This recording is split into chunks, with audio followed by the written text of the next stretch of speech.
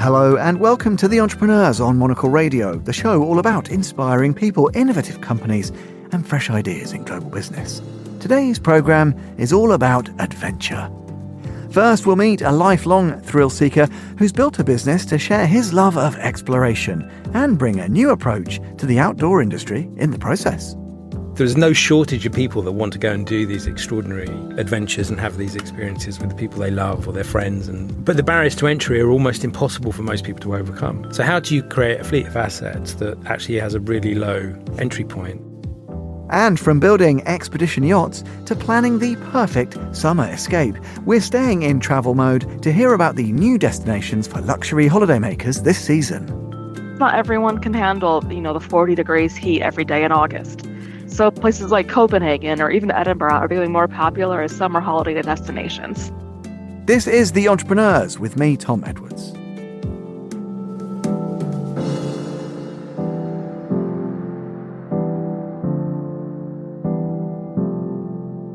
You're listening to The Entrepreneurs. Jasper Smith is the founder of Arksen, a company making vessels, adventure apparel and overland vehicles based on the Isle of Wight. A lifelong adventurer, Jasper has sailed across oceans and explored remote ice sheets. He now channels that passion into building some of the most innovative expedition craft on the water and smartest sets of wheels for land, too.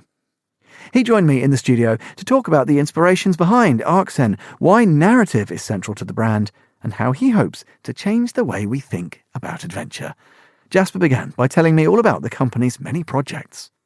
We are a company that makes sort of iconic adventure products, from huge explorer vessels that can have 7,500 mile range, run on solar and hybrid fuel cells, and can take you pretty much all over to any part of the planet you want to go to, all the way through to adventure apparel and experiences, whether those are sort of free diving experiences or climbing Everest, through to extraordinary overland vehicles and things like that. So what we try to do is just work on these completely iconic products and then bring them to life through really authentic storytelling and have a brand that sort of represents a new generation of people that want to get out and do stuff and, maybe turned off by the sort of corporate machine that is the North Faces and the sort of Patagonias of the world and things like that. And it's funny, you mentioned new generation. You also mentioned your dad, and it's, it runs in the blood, right? Because this is the sort of, it's kind of what he was doing. Go back, I'm trying to think now. I was going to say 50 years, 60 years with some of the innovations he made, right?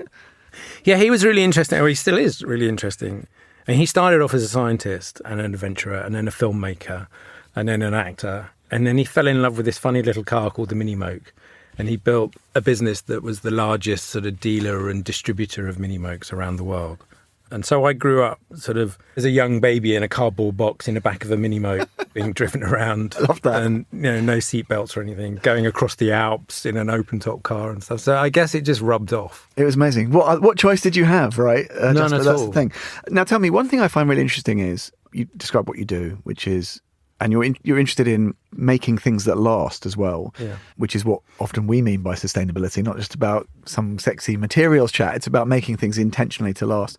But when you combine that with adventuring and traveling around the world, often people say, well, actually, look, you're advocating for these things, but by encouraging people to go out to these places and discover the undiscovered, that can be detrimental. And it's, I think, really important to stress that you bake into the intentional foundational values of what you do a responsibility to address that. Tell us how you've done that and why that's so important for you and the business. Yeah, I think, look, our appreciation of the planet comes from extraordinary people that have gone before us, whether that's sort of, James Hansen, who, first brought up climate change 4 decades ago, or whether it's Thor Heyerdahl crossing, the Pacific in his raft, or Fridtjof Nansen doing the Fram, or, so there's a whole catalogue of these extraordinary people, and Jacques Cousteau, how he brought the oceans alive. And so to me, it's sort of fundamentally, we've been taught to care by the people who have gone before us, and the responsibility now is to try and build businesses that are planet first in their approach. And that doesn't mean that you can build products without using resources, right? Because you do. So fundamentally, there's always a sustainability issue there. But I think it's how you use those assets, and I think it's how you bring stories to life. And, obviously we just produced the Oceans film with David Attenborough. And that's a great example of how a brand can be pro-planet and can invest in narrative that fundamentally changes how humanity looks at something. So already that film, it's the most viewed ocean film in history. It's the highest performing film at box office in UK history for a documentary. Second highest performing in Europe, highest performing in Australia. It was a core driver of change at the United Nations Ocean Conference last week. So for a small adventure brand to be able to have that sort of impact. So that's how we look at sustainability is sort of look at the profound work that people have done before us and be inspired by that, and then use the assets as a modern storytelling platform and bring to life things like the Attenborough movie. Listen, maybe it's because I'm a journalist. You mentioned that storytelling world, and there's a story that you've again told before. I think this was just sort of before the Arksen start, about on a sailing trip, I think, keeping it intergenerational. Was it with your son? Is that right? Tell me a little bit about that, because it speaks again to, well, it gets us into sort of almost philosophical area, Jasper. you tell it, because you tell it best. So, yeah, I think I had two wonderful experiences. I think the first one, I was quite a lot younger, must have been about 30 years ago. I sailed a boat from Australia through to Alaska. So it's an extraordinary journey, 7,000 miles, trying to follow the anchorages of Cook's combined voyages around the Pacific.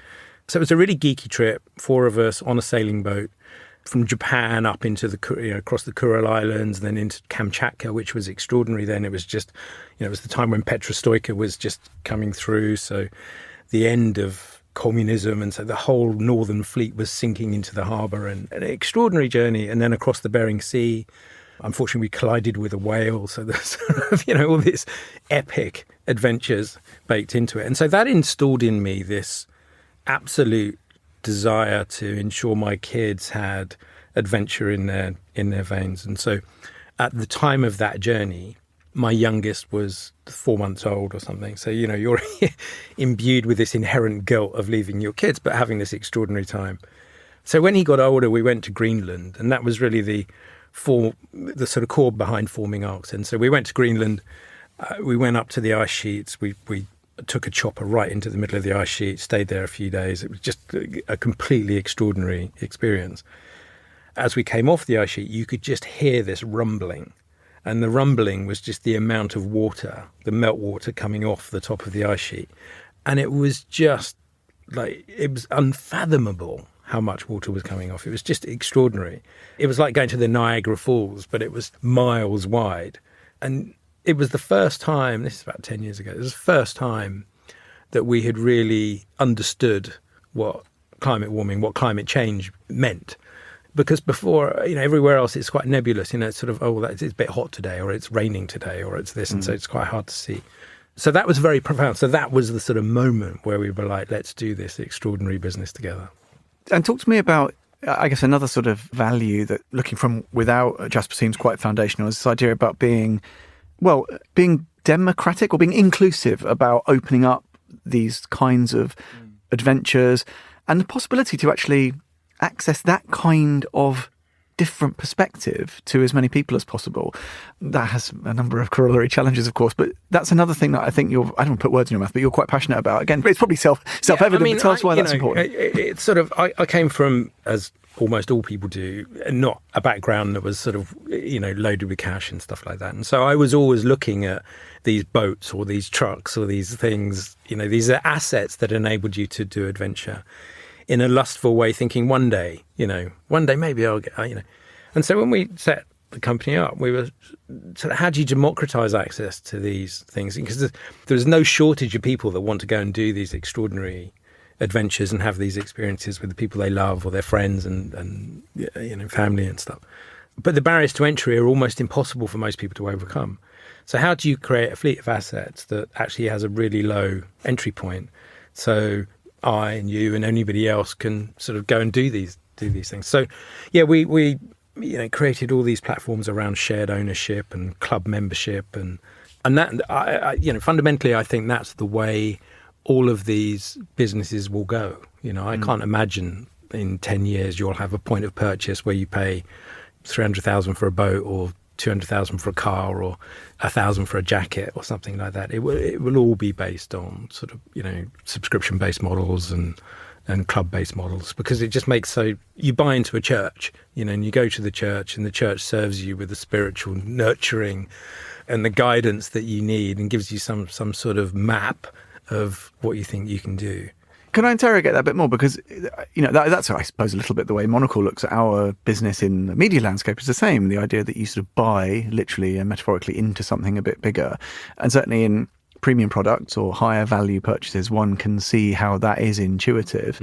Do you think that all consumers, though, are catching up with that narrative? Because that's probably when you started, people were a bit like, oh, here comes Jasper with one of his crazy progressive ideas. Yeah. But actually, the kind of lay consumers catching up. But at the same time, we have mass production, fast fashion brands diametrically opposite to those values. Yeah. And actually, the same consumers are buying into this, but they're also still buying that. How do we reconcile those things, Jasper? An easy question for you. Yeah, super easy. Yeah, I mean, look, I think it's just generational, isn't it? And it's all gradual. It comes down to the power of storytelling. So again, the Attenborough thing is a really good sort of test of, will people be influenced by key media events like that? And can you use a key media event like that to affect change?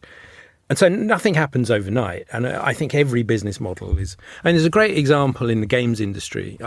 My background was in the games industry for years and years, and we were lucky in that. But the big shift in the games industry was from subscription-based games. The first games on mobile were all subscription. And someone figured out actually that the problem with subscription is you put a gateway right at the top, and out of 100 people, only 2 subscribe. And so the 98 have gone to another game. and so actually, if you make it free at point of access, and then you have a payment wall, 6 minutes in, 5 minutes in, or something like that, the jump rate through to pay conversion is infinitely higher, and everyone gets to play the game. So those sort of generational shifts in model have profound impacts on the business, and particularly in the marine industry. At the moment, it's driven by mum and pup shops that are dealers that have been selling ribs and boats and things to their customers for years. But most of those people are, 60 plus, and there's no new generation coming in. So our own view is that lots of these industries shift, the business models shift because the fundamentals of distribution change. And so our model is to try and own a new form of distribution by having these sort of club type propositions at the front end. Give us an example, Jasper. Pick a product, I guess, from the portfolio. And to be honest, whether it's, more on the sort of expedition side, the adventuring side, or if it's physical, product, vehicle, a vessel. I never get the terminology right. Give me an example of a product and tell us how it comes together. And we're talking here in the abstract, slightly abstract way about what goes into that philosophically, foundationally, values. Yeah. But talk about making things. It's pretty important. So I studied as a sculptor. So my sort of fundamental in all of this is the product design, is the aesthetic of what we can do. And the Arksen 85 is a really interesting product. I mean, it's obviously a huge product. It's 3.5 million components. 79% recycled on day one. For a boat that size, it's sort of unheard of in terms of its adherence to a circular economy. That's come about because of a whole chain of people who philosophically have said, well, how do we build a boat that will still be here in sort of 60 years? How do we build a boat that's infinitely recyclable and is built from recycled materials on day one? How do we build a product that can recover from capsize? This is a large boat. You don't have boats like this that can recover from capsize. How do we build in the most innovative technologies and sort of road test all those? And so you build these extraordinary teams of mad people, of like engineers and scientists and product designers who just throw mud at each other for months and months and months and months. And there's a beauty in that. There's just a fundamental beauty in just things like the pipework. Like, it's looking at the abstracts of the pipework. It's just stunning. All of these, I think there's 27 miles of metal pipework and like 70 miles of cable runs and things like. That's the joy in these things. And the challenge always is, if you can build this extraordinary vessel that has all of these core functionalities and adheres to a circular economy, etc., can you then communicate that to an audience? Because the audience is sort of like, how much is that? And you're like, well, it's a lot of money, but it's a lot of money because it's got, 4 sets of redundancy across everything. It's infinite not infinite, but it's got a huge range. It's got 3 months autonomy at sea.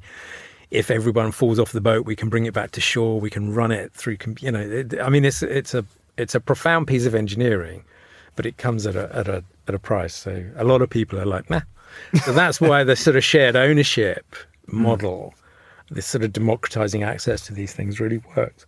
And then just with the clothing we make, it's there are less components, but it's real adherence to a circular economy. It's using the best fabrics, working with the best mills, working with factories that are running on renewables, that are paying their staff, European wages. We manufacture in Europe. And so you're sort of trying to create, how do you create a brand that's good all the way through? It just fundamentally is not based on exploiting resources or whatever. And it's super tough. And well, I was going to ask you a little bit about that, because I think you often get the statement of the intentionality, but then the practicalities of supply chain complexity undermine even the best intentions. So it's interesting to me, in terms of that entrepreneur's toolkit, how important is the capacity to pivot when confronted with no? Because presumably you talk to the first, 10, 20, 50 scientists, material experts, and the answer is going to be no. Jasper, this is nuts. No one could or even would do this. Yeah. What's the entrepreneurial skill set, toolkit that you have to be like, okay, this is just a fork in the road, but I'm going to get round it. How do you do that? I think every turn, you must confront that every turn. It must be so frustrating. I think most entrepreneurs are sort of slightly broken people in many ways. They're the sort of with the sort of fundamentally flawed people of humanity, and that is quite often a scary place to be, because you feel sort of ostracized and you don't feel like you fit in, and so you end up creating these worlds, your own worlds that you can exist in. It's like the truest form of autism in a sense, isn't it? So it's like you create your own world and you try and build an ecosystem within it. Not necessarily people will say yes all the time, but you try and build a world that you think you can move forward around an idea that you believe in. And so no is always a wonderful word to hear, because it's sort of like a red rag to a bull, isn't it? And so I think what a lot of the best entrepreneurs do is they try and look through the surface of something to what's the core of the change I'm trying to make, or what's the core of the problem I'm trying to solve, and then how do I break that down into bits and stuff. And I think most good entrepreneurs are just very compartmentalized people, horrible to live with, really hard to work with, often very lonely souls, et cetera, et cetera. So there's a really grim side to it. But their ability to work through a yes and a no scenario is just compartmentalization. And bugger that. He said, no, I'll go and find somebody else and try again. Jasper, tell me about what you're most excited about. And you can choose whatever you want. Product innovation, tweak to an existing idea, a vainglorious project that you've got on the back burner. What's the thing that you have a residual twinkle in your eye, but what really gets you fired up? Yeah, so I'm a complete ocean lover and fanatic, and filming this film with Silverback and Attenborough was the pinnacle of many years. It's 4.5 years in the making, etc. It was a really extraordinary thing. But what that's done is created a platform that enables us to create a lot more films. So I'm really interested in the film fund we're putting together, which enables us to sort of use the boats that we've got, which support awesome diving and potentially things like submersibles and things like that. So I'm really interested to sort of go, what's the follow-on from ocean? What are the other films that we can do? And we're really interested in, the Pacific and what's going on in the Pacific. So above all, I'm interested in how do we use this brand to tell stories, and what are the 10 great stories that we can line up over the next few years. And so that's been really interesting, because we've had lots of big partners coming to us saying, well, how do we collaborate with you? So I think every brand, hopefully, has a moment in life, it has this little awakening. And this film for us was that moment. It's like, okay, it's validated the sort of 10 years of grind and gone, okay, yeah, actually, if you get a community and some assets and some capital, you can do some really profound and interesting things. And just finally, people will say, look, the scale and urgency of the challenge is so profound that we need immediate action. And anyone will tell you, in order to move quickly, you need buy-in, you need collaboration, but you need to compromise. And yet it sounds like you're not a man, Jasper, who would lean into compromising. So can we drive the change we need truly without compromise. Where did you see what I'm getting at? I mean, can you stick to your guns? Can you build everything on these foundational values? How does that work? I mean, it's hard to see into the future, and you sort of go, the sustainability for a brand that's going to try and do the things that we want to do is based on economic stability within its business. And so you have to go, how do I reach a big enough audience to do that? And so ultimately you do come down from the mountain or whatever. And so you say, okay, rather than doing sort of £1,600 top of the mountain jackets, I'm going to do T-shirts and hats and stuff like that. But I don't think that means you need to walk away from the principles of sustainability or circular economy. So I think you can be really dogged at it. And I also say, humans are so adaptable. We're extraordinary creatures. And when we look at climate change, we look at it in quite existential terms. And we're sort of, we paint these pictures around, it's going to be catastrophic, it's going to be this, it's going to be that. But, nothing is transitioning to a point where we're unable to be here in a really contented, brilliant way, as long as we make some really good decisions. And I think all Arksen's trying to do is just let's be a good decision. If I'm going to do this thing or buy this thing or go to this place, let's do it with an organisation that's sort of fundamentally trying to do the right thing with us. That was Jasper Smith, the founder of Arksen, and you can find out more about the business by heading to arksen.com.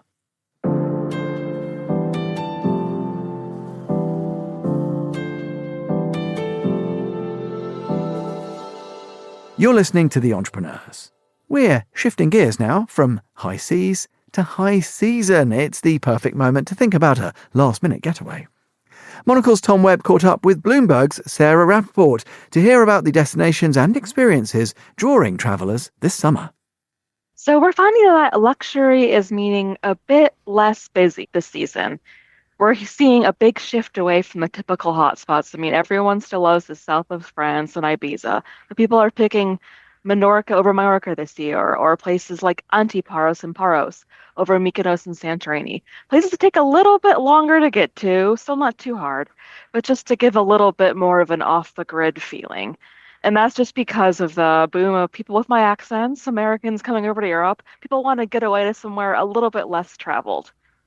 We welcome you to Europe, particularly the Mediterranean. Why is it everyone's skipping around the Mediterranean this summer? I mean, it's a lovely place to go. It's great. Everyone loves Greece in the summer. But with climate change as well, people are finding that coolcations are becoming more popular. Sometimes not everyone can handle, the 40 degrees heat every day in August. So places like Copenhagen or even Edinburgh are becoming more popular as summer holiday destinations. You might have to bring an umbrella or a sweater in the evenings. But coolcations are proving very popular this summer still. Going to the Nordics, getting off the grid. Very, very nice. Well, speaking of your umbrella, are they branded umbrellas? Because branded beach clubs everywhere in Europe, particularly around the Mediterranean, from Dolce & Gabbana lounge liners at the Four Seasons, Taormina, and the Dior branded boys off the Amalfi Coast. What is driving this? Well, it just seems you can't escape a branded beach club this summer. Even the Newt in Somerset has a Burberry club. So even England has it now. And there's lots of reasons behind this. Part of it is that younger consumers, especially Gen Z and millennials, love a bit of the Instagram moments that these provide. But also the only area of luxury that's really doing well now is experiences, which travel, lifestyle. So consumers are willing to still spend $1,000 a night on a hotel in the Med. They may not be able to buy a handbag or might not want to right now. So they're tapping into that psychology of being on holiday, of having a nice time. So to sort of bring that mood to the trip, to make you maybe want to go inside the shop and buy, for example, at the Four Seasons, a €600 beach towel for Dolce & Gabbana. They're selling them. So you get in that holiday mode of being at these beach clubs, making you want to spend more. It's just a smart trick by luxury companies. And also, it looks great on Instagram, showing, I've been there, took the Instagram story, bought the t-shirt. So are people opting for experiences to enjoy the moment, or are they just trying to make each other jealous? I think you're right. It's the latter, but a bit of both. And closer to home, if we can move away from the coast and get onto the rails, because you've been writing about the rise of luxury sleeper trains for Bloomberg Business Week. What's behind this huge resurgence we're all seeing? Yeah, it was actually the 200th anniversary of the British Rails this year, so happy birthday to that. But luxury sleeper trains have really come back.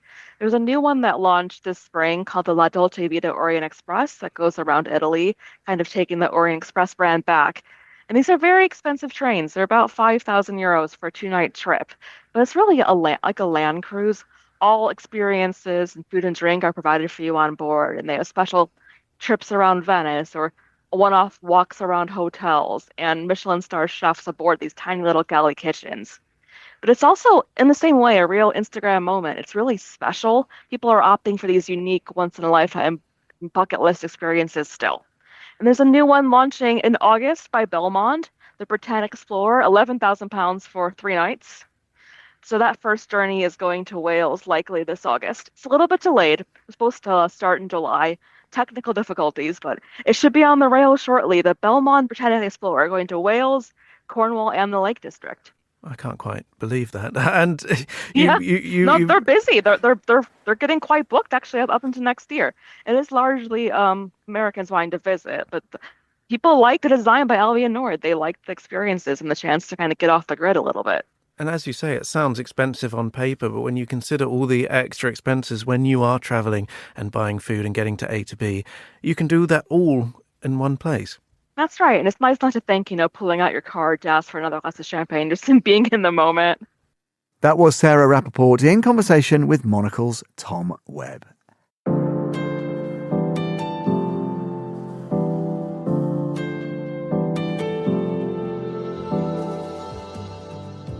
And that is all we have time for on this episode of The Entrepreneurs. We'll be back at the same time next week.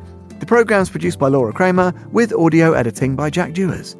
You can listen again and find out more about the show at monocle.com or follow us and catch up with the archive wherever you get your audio. If you'd like to contact the team, email Laura on lrk@monocle.com. I'm Tom Edwards. Goodbye and thanks for listening to The Entrepreneurs.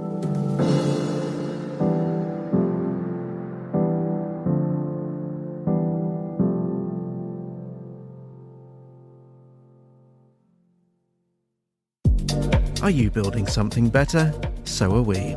This September, Monocle's Quality of Life Conference brings together founders, creatives, and change makers for 3 days of smart conversation, big ideas, and generous hospitality. From the future of cities to people-first leadership, we'll explore what it means to build with purpose and live well. Find out more and book your seat at monocle.com/conference.